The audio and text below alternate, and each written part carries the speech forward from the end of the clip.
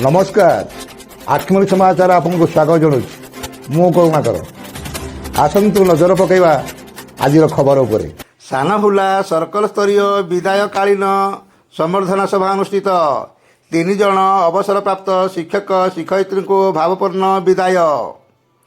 अनुगुल जिला आठमल्लिक शिक्षा जिला अंतर्गत सानहुला सर्कल पेड़ीपथर घोड़ाबांधुणी टापढल और पाइकसाही क्लस्टर स्तरीय समस्त शिक्षक और शिक्षयित्री मिलित उद्यम एक भव्य विदायकालीन संबर्धना उत्सव महासमारोह पालित हो जाइछि।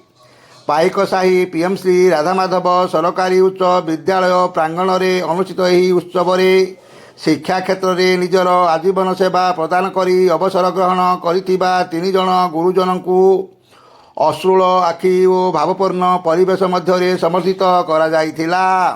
एही समारोह रे शिक्षादान क्षेत्र में निजर अतुलनीय योगदान पाई श्रीयुक्त छबिल मिश्र सहकारी शिक्षक कंतपड़ा प्राथमिक विद्यालय, श्रीमती सुभद्रा नायक प्रधान शिक्षयित्री पेड़ीपथर प्राथमिक विद्यालय, श्रीयुक्त सत्यानंद महांती प्रधान शिक्षक तोमरसिंगा उच्च प्राथमिक विद्यालय उपरोक्त 3 जन को आनुष्ठानिक भाव श्रद्धा और सम्मान सह विदायकालीन संबर्धना प्रदान करा जाइथिला।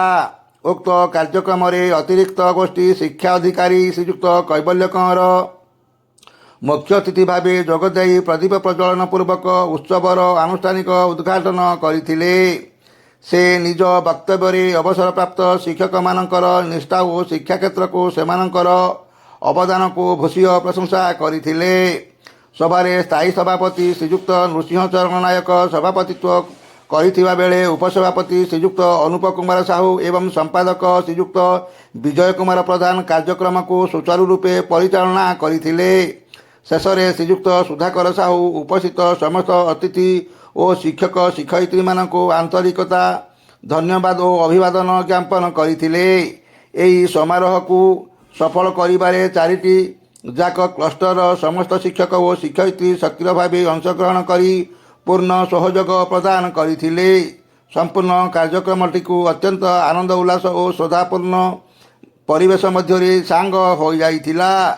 ब्यूरो रिपोर्ट आठमल्लिक समाचार।